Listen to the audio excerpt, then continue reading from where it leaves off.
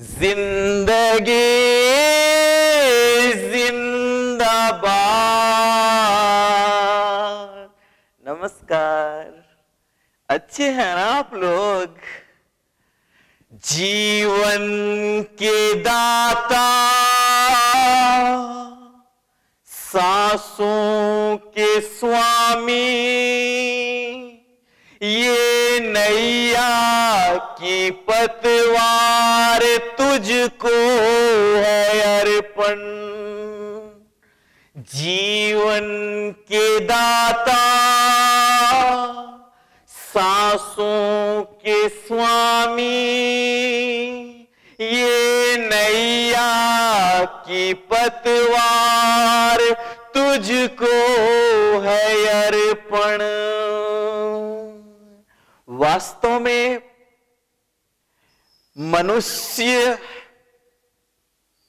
जो इतना इतराता है, कभी कभार अहंकार से वो इतना फूल जाता है कि अपनी औकात भूल जाता है कि हम सब लोग इस धरती पर मेहमान हैं।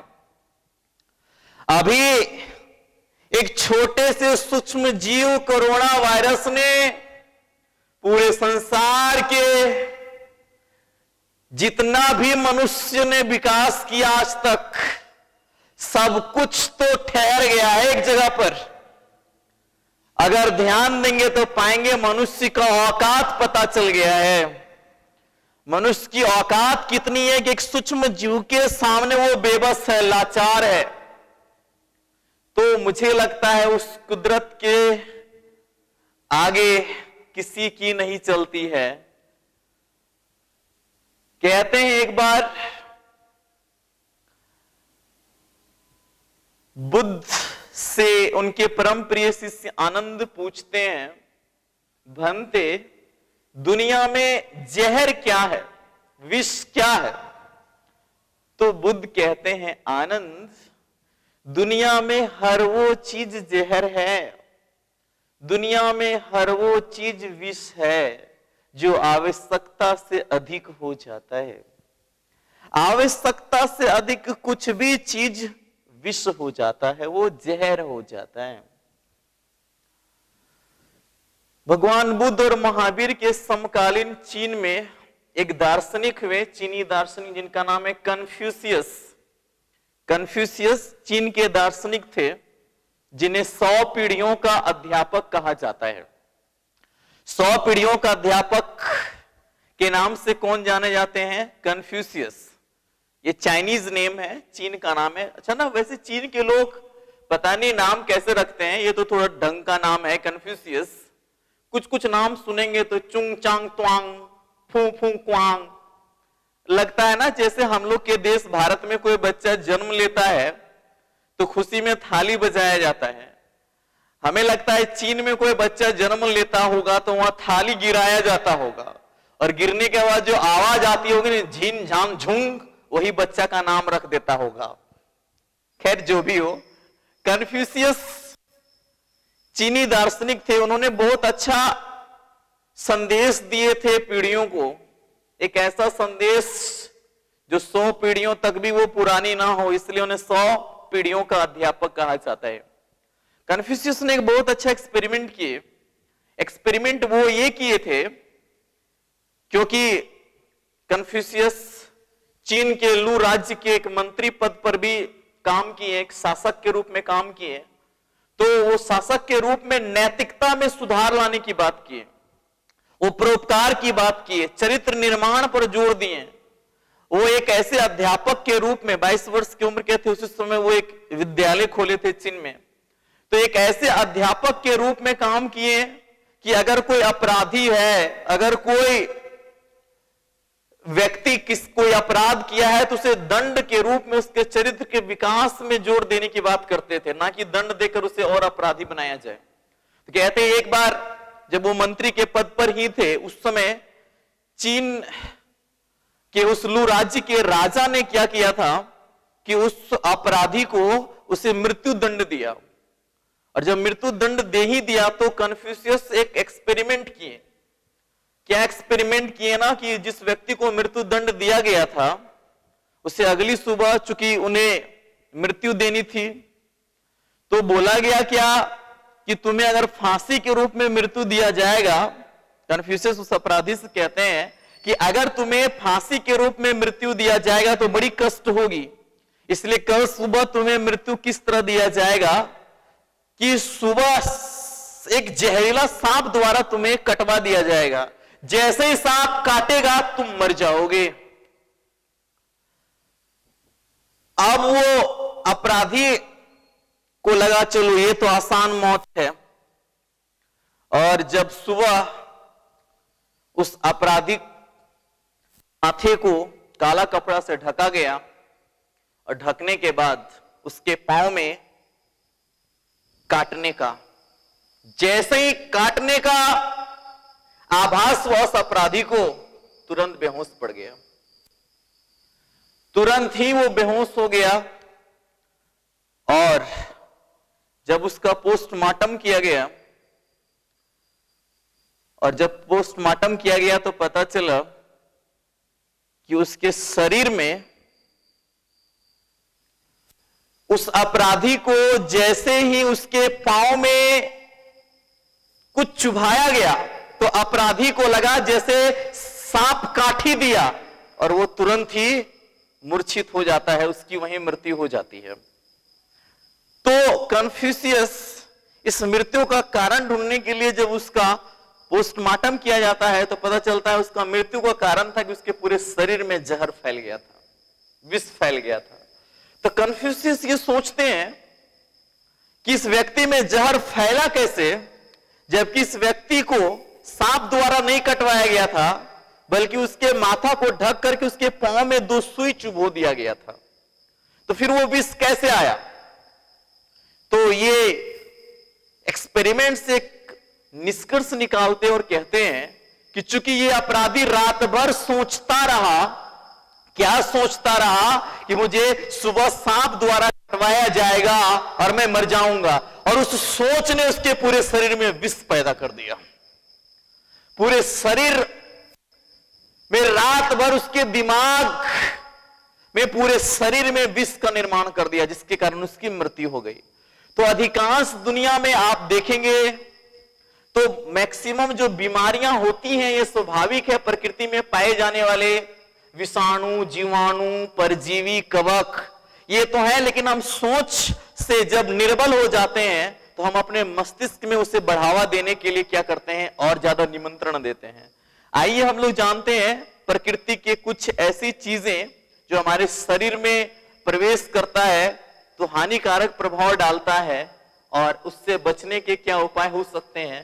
तो आज जीव विज्ञान के एक शानदार टॉपिक पर चर्चा करेंगे, विषाणु के बारे और विषाणु से होने वाली बीमारियों के बारे देखेंगे। तो आज के टॉपिक में है विषाणु की कहानी।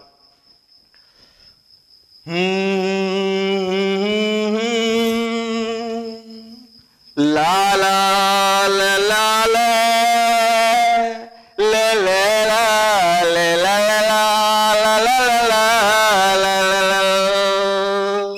विषाणु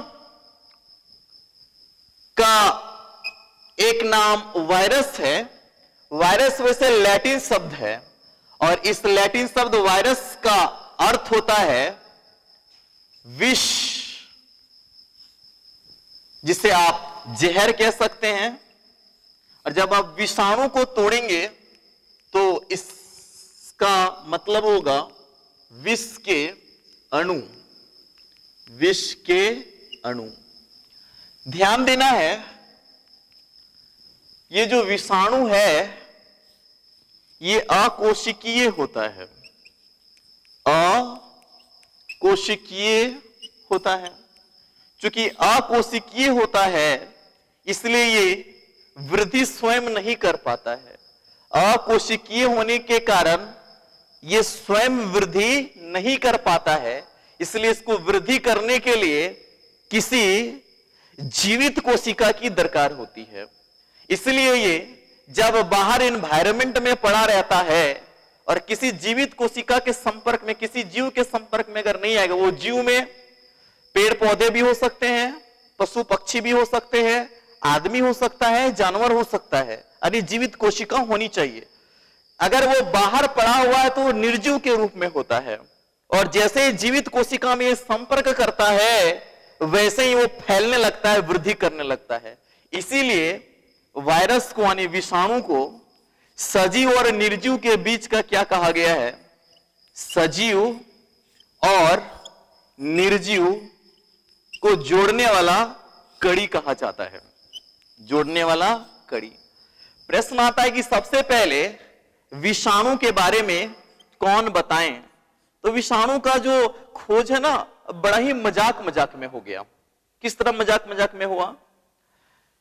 रूस में एक व्यक्ति जिनको तंबाकू खाने की बड़ी लत थी, वो तंबाकू खाते थे, तो वो रूसी व्यक्ति का नाम था, जो बाद में वैज्ञानिक के रूप में विख्यात हुए, इवानोवास्की। बड़ा अच्छा नाम रख पाएंगे, विषाणुवास्की, विषाणुवास्की।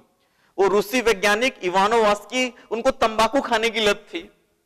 तो एक बार वो देखते हैं ना, तंबाकू के जो पत्तियां हैं वो मुड़ सी गई हैं, और मुड़ मुड़ के क्या हो गई है ना, एकदम पूरा पीले रंग का हो गया है, उसमें छेद हो गए हैं। तो वो क्या करते हैं, उसको लेते हैं, और जब वो तंबाकू बना रहे होते हैं तो उनको मजा नहीं आता है, खाने में मजा नहीं आता है, बनाने में मजा नहीं आता है, और वो ढूंढते हैं कि आखिर इस तरह के क्यों हो गया है।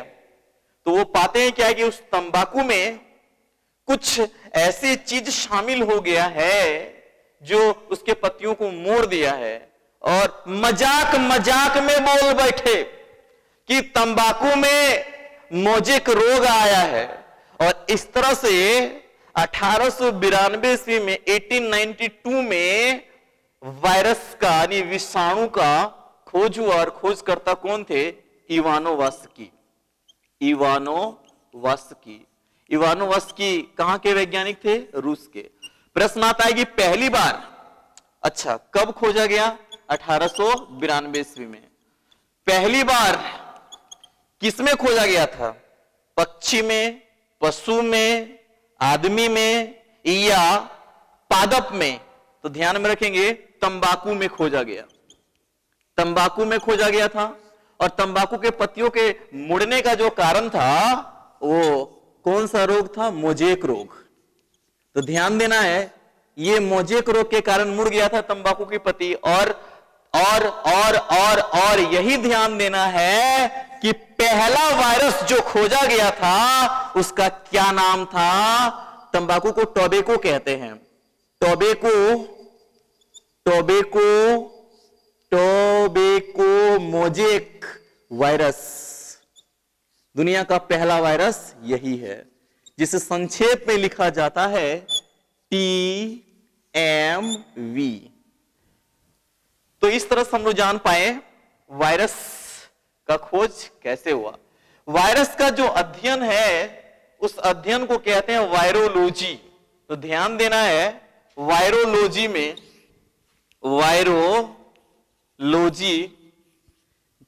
में किसका अध्ययन किया जाता है?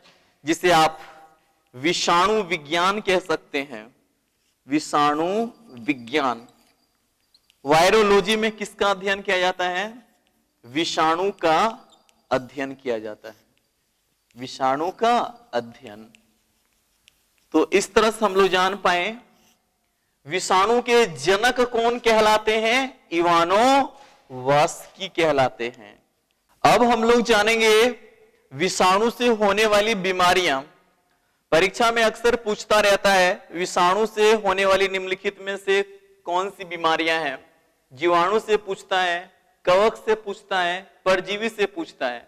तो हम जब विषाणु को याद कर लेते हैं, जीवाणु का याद करते हैं, परजीवी और कवक का याद करते हैं, तो बीमारियां इधर उधर होने लगती हैं। इसलिए मस्तिष्क को कुछ ऐसा निर्देश देना है, उसको इतना मस्ती भरे तरीके से बताना है कि वो आसानी से क्या कर पाएगा? भूल नहीं पाएगा, सदैव वो बिना कंफ्यूजन का याद रख पाएगा। इसके लिए हम लोग एक फनी कहानी का सहारा लेंगे, और आज हम लोग देखेंगे विषाणु की कहानी। तो अक्सर विवाह होता है तो हम लोग लड़का पक्ष के बारे जानते हैं, लड़की पक्ष के बारे जानते हैं, और लड़का लड़की पक्ष के बारे में बताते हैं, लड़का ऐसा ऐसा है, उनके पापा ऐसे हैं, उनके मम्मी ऐसी हैं, फिर लड़की में बोलते हैं लड़की ऐसी है और उनके मम्मी पापा ऐसे हैं, और जब सब ठीक ठाक होता है तो फिर विवाह हो जाता है। तो गुण मिलने चाहिए। हम लोग यहाँ विषाणु की कहानी में एक ऐसे कहानी ले रहे हैं जिसमें लड़का पक्ष भी और लड़की पक्ष भी दोनों में गुण ये मिलता है कि दोनों का परिवार जो है विषाणु के बीमारियों से ग्रसित है। आइए जानते हैं विषाणु की कहानी। आओ सुनाए विषाणु की कहानी। एक था लड़का एक थी लड़की, दोनों को विषाणु से थी परेशानी। लड़का था हाफ माइंड का, उनके पापा थे पियांक, उनकी मम्मी को रेबीज और खसरा था, लड़कियां थी चकाचक, उनके पापा थे ढकाढक और मम्मी थी टकाटक। फिर क्या शादी में नहीं रहेगा अब कोई शक, मंगलम भगवान विष्णु, हो गया विवाह संपन्न क्योंकि गुण मिल गए। इस फनी कहानी के माध्यम से बीमारियों को याद रखने में मदद मिलेगा। तो हम लोग लड़का पक्ष को लिए और लड़की पक्ष को लिए। ला ला ला ला ला ला ला ला ला ला ला ला ला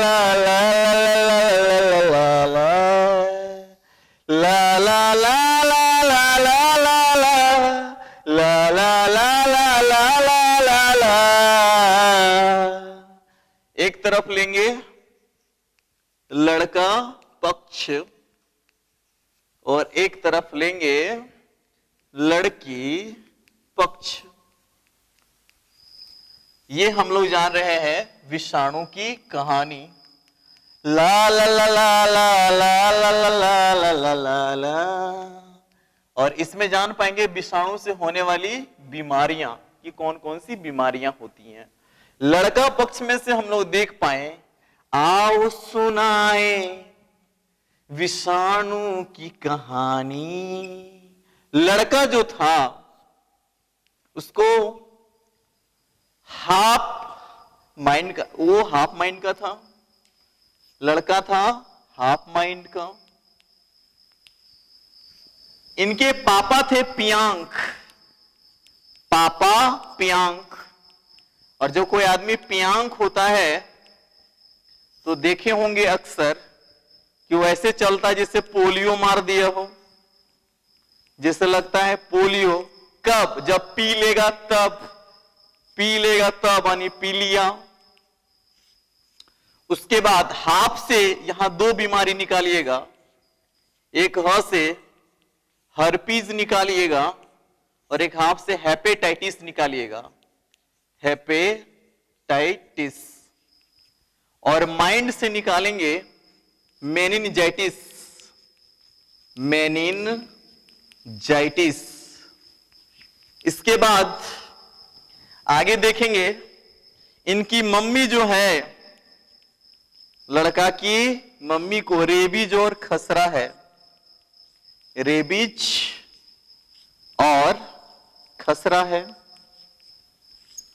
इधर हम लोग लड़की पक्ष में क्या देखें, लड़की तो है चकाचक, लड़की चकाचक, चकाचक तो है, लेकिन गाल में चेचक का छोटा निशान है। चकाचक से चेचक निकालेंगे, गाल में, कहां? लड़की के गाल में छोटी चेचक का, छोटी चेचक है। तो आप लोग क्या करेंगे, गाल से निकाल देंगे गलशोथ, गलशोथ की बीमारी। छोटी से निकालेंगे छोटी माता, छोटी माता। और चेचक से तो चेचक होगा। इस तरह से यहां तीन बीमारी ले लेना है। उसके बाद हम लोग देखिए इनके जो पापा हैं, इनके पापा पूरा ढक हथिन, तो फुली ढक, फुली ढक ढक। इसमें थोड़ा सा फुली से निकालेंगे फ्लू, जिसको इन्फ्लुएंजा कहते हैं। उसके बाद ढक से यहां निकाल देंगे इसको डेंगू सोच लीजिए, डेंगू की बीमारी। इसके बाद इनकी जो मम्मी है, इनकी मम्मी टकाटक, टकाटक, लड़की चकाचक, पापा ढकाढक, ढका ढक। थोड़ा सा फनी बना रहे हैं। और मम्मी टकाटक, टकाटक से निकालिए ट्रेकोमा, ट्रेकोमा। तो इस तरह से हम लोग देख पाए मम्मी टकाटक, टकाटक से ट्रेकोमा निकालेंगे। ध्यान देना है टकाटक हम लोग कैसे आंख से देखते हैं, यानी ट्रेकोमा किस अंग को प्रभावित करता है, आंख को प्रभावित करता है। ये बहुत ज्यादा पूछता भी है, किस अंग को प्रभावित करेगा, आंख को। टकाटक देखेंगे आंख से, ठीक है। उसके बाद ध्यान देना है इनके पापा फुली ढक हथिन, यानी फ्लू। फ्लू अन्य जानवरों में भी होता है, बर्ड फ्लू का नाम अक्सर हम लोग सुनते भी हैं। चकाचक से निकाल लेंगे चेचक। तो यहां ध्यान देना है चेचक जब बोलेंगे और छोटी माता बोलेंगे तो इससे संबंधित वायरस का नाम भी पूछता है। चेचक बोलेगा तो वेरिओला से चेचक का गोला, तो वेरिओला वायरस से, किस वायरस से, वेरिओला वायरस से होता है चेचक का गोला। खाली एक ही याद रखिए, वेरिओला चेचक, तो वेरिसेला छोटी माता, दो में से एक ही को याद रखिएगा तो कंफ्यूज करेंगे। वेरिओला से चेचक का गोला होता है। उसके बाद हम लोग जानना है, अगर हम लोग देख पा रहे हैं यहां लड़का के मम्मी को रेबीज हुआ है, तो रेबीज को हाइड्रोफोबिया भी कहते हैं। ये पागल कुत्ते के काटने से होता है और इसमें जो मरीज होता है उसको पानी से डर लगता है। उसके बाद खसरा जो पूरे शरीर में लाल चकत्ता बना देता है। इसके बाद यहां देखेंगे पोलियो और पीलिया। पोलियो के बारे में जानना है कि 2014 में भारत को पोलियो मुक्त घोषित कर दिया गया है।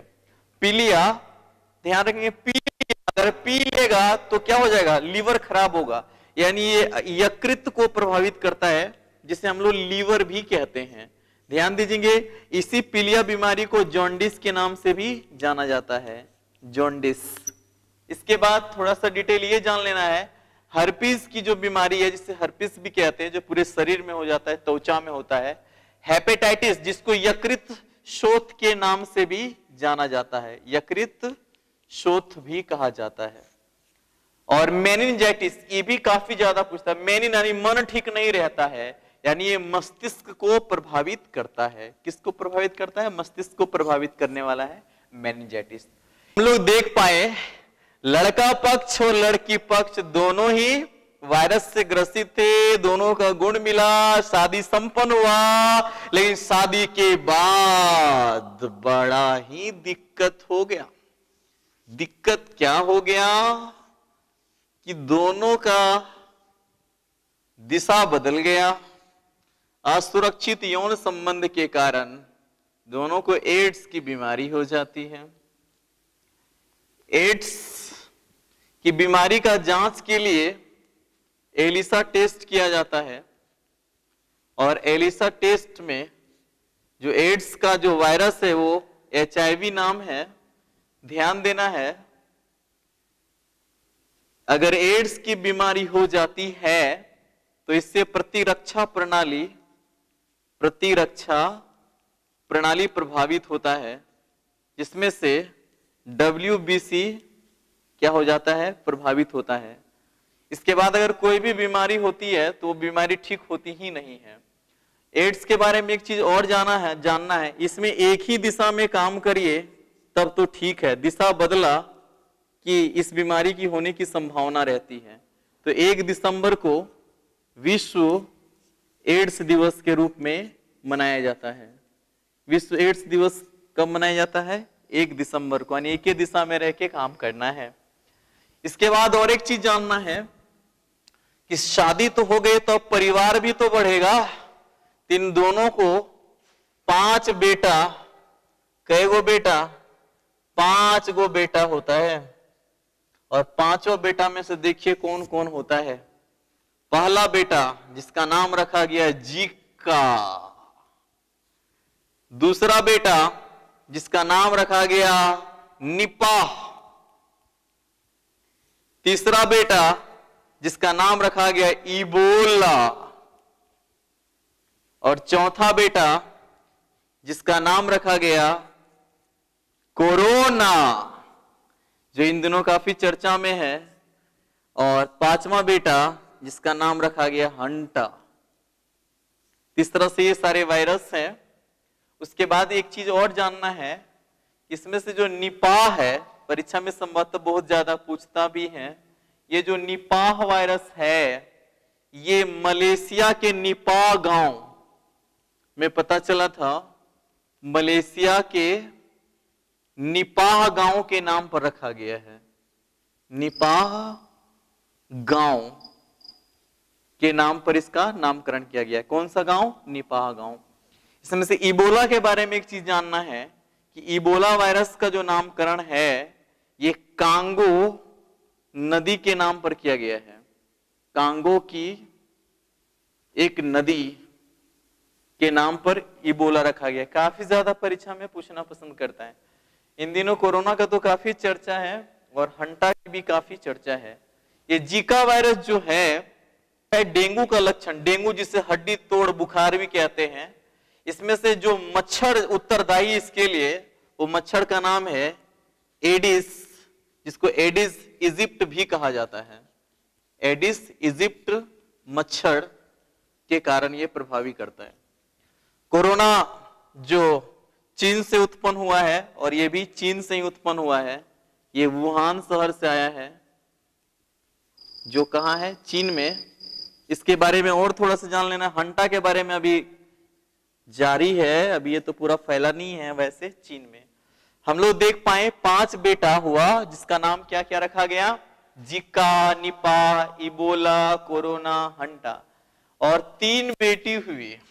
कितनी बेटी? 3 बेटी। और अब हम लोग देख पाएंगे तीनों बेटी का नाम क्या क्या रखा गया। क्योंकि हम लोग पढ़ ही रहे हैं वायरस, इसलिए वायरस से ही जोड़ जोड़ के पढ़ रहे हैं। पहली बेटी का नाम रखा गया रानिया, रानिया। दूसर बेटी के नाम रखा गया चमकी, और तीसरी बेटी का नाम रखा गया चिकनगुनिया, चिकनगुनिया। ध्यान देना है, रानिया से याद रख लेंगे रानी खेत। रानी खेत विषाणु से होने वाली एक बीमारी जो मुर्गियों में होती है। ये तो पहली बेटी हुई तो वो मुर्गी टाइप की पतली दुबली थी। चमकी, आप लोग ध्यान देंगे, ये तो हालांकि 1995 से ही चर्चा में है, लेकिन 2019 में काफी चर्चा में आया था। बिहार में, बिहार के कहा? मुजफ्फरपुर में। बिहार के मुजफ्फरपुर में जो काफी बच्चों को प्रभावित किया था। चिकनगुनिया, चिकनगुनिया का इस शब्द का ही अर्थ होता है जो दोहरा दे। दोहरा दे मतलब शरीर को दुबला पतला कर दे।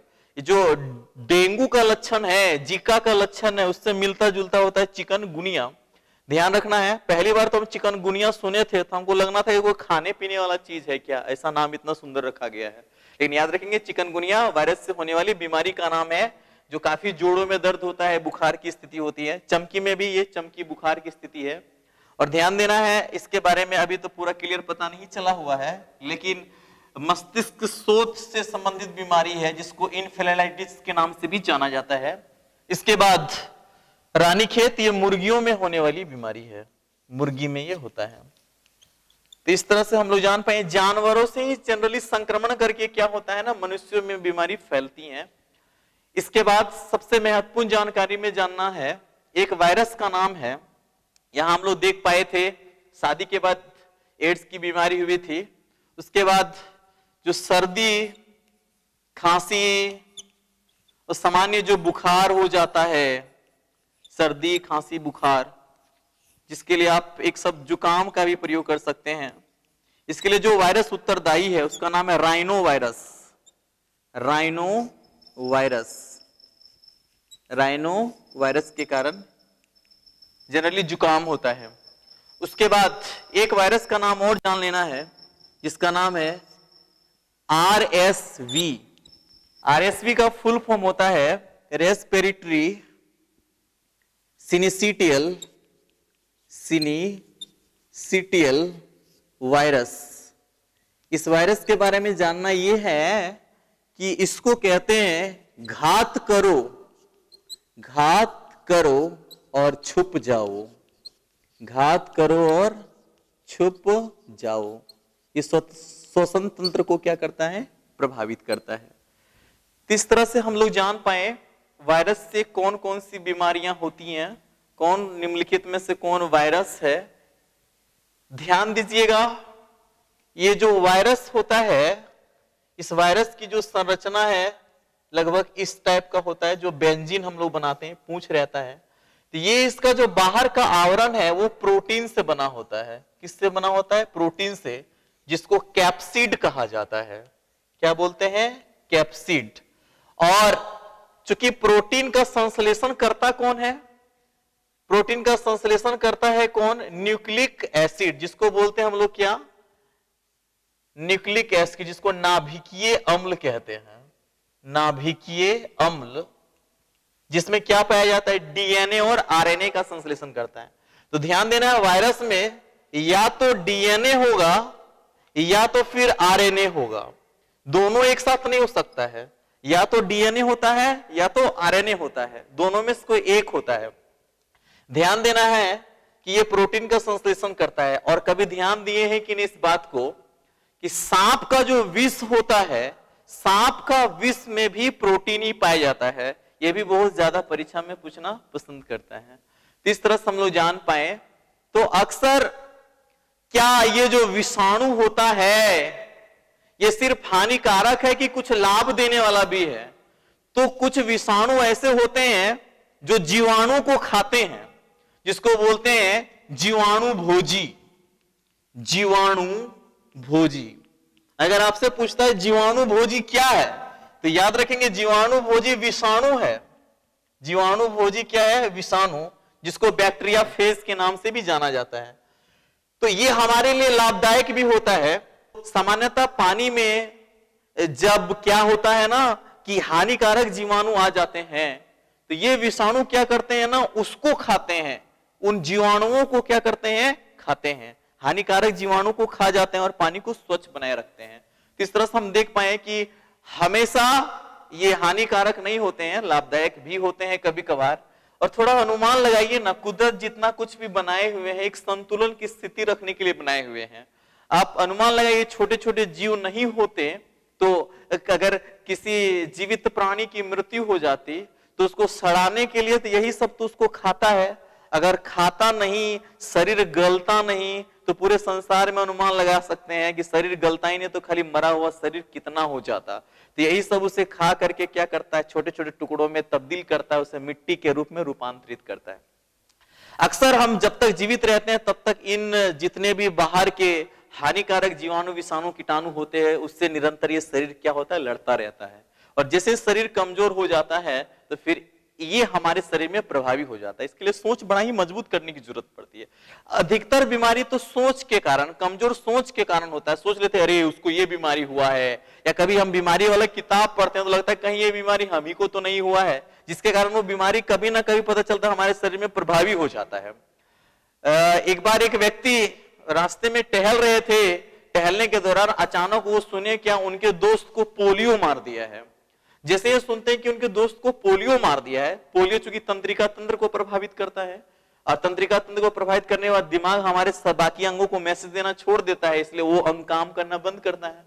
तो उसको बताया कि आखिर उसको पोलियो कैसे मारा, तो बोला ना कि वो सुबह शौचालय में बैठा हुआ था और बैठले बैठले पता चल गया उसको पोलियो मार दिया। अब उसके दिमाग में चलने लगा कि पोलियो शौचालय में मारता है, और जब भी वो शौचालय जाता तो मन में सोचता था कहीं हमरो मार दिया तो, कहीं मुझे भी मार दिया तो, कहीं मुझे भी मार दिया तो। मतलब डेली जाता था सुबह तो यही सोचता था कहीं हमरो मार दिया। बड़ा डर गया, और इतना डर गया कि एक बार ऐसे ही शौचालय में बैठा था और जैसे ही उठना चाह रहा उठ ही नहीं पा रहा है। जोर से चिल्ला, रे कोई बचा रे, पोलियो मार दिया रे। घर वाले आए, दरवाजे बोले खोलिए, उसको ले गए, बेड पर लिटाए, डॉक्टर को बुलाया गया, डॉक्टर इंजेक्शन दिए, उसके बाद उनको होश आया, बोले क्या दिक्कत है? तो कहते हैं हम जो सोचते थे डॉक्टर साहब वही हो गया। बोले क्या सोचते थे? सोचते ये थे कि हमको पोलियो मार देगा, हम शौचालय जाते हैं पोलियो मार देगा और मारिए दिया। आपको कैसे पता चला मार दिया है पोलियो? बोले देखिए डॉक्टर साहब उठना चाह रहे हैं, उठिए नहीं पा रहे हैं। बोले उठिए, उठ के दिखाइए तो, जैसे उठ रहे हैं तो नहीं उठ पा रहे थे। बोले कैसे उठिएगा जी, आपका पैंट का जो हुक है शर्ट के बटन में फंस गया है और उठ रहे हैं तो वही पकड़ ले रहा है इस तरह से, इसलिए उठने नहीं दे रहे हैं। तो एक्चुअली में क्या होता है ना, वो हुक के कारण नहीं उठ पा रहे, तो उनको लगा कि पोलियो मार दिया। हम जो सोचते हैं वो नहीं भी होता है ना, उससे संबंधित कुछ और हो जाता, लगता है वही हो गया है। तो हमें क्या करना पड़ेगा, अपने इम्यून सिस्टम को सोच से भी मजबूत बनाने की दरकार है, जिससे इन हानिकारक प्रभावों से जीवन को हम सुरक्षित रख सकते हैं।